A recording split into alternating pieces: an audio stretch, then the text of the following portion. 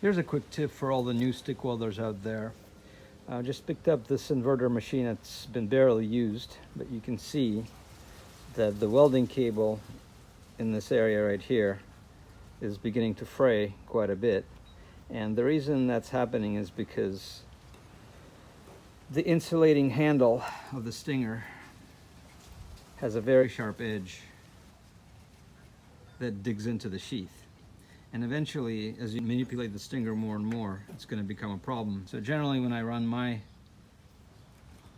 welding cables and stingers, what I do is I deburr the inner edge here, and you can use a little tool like this,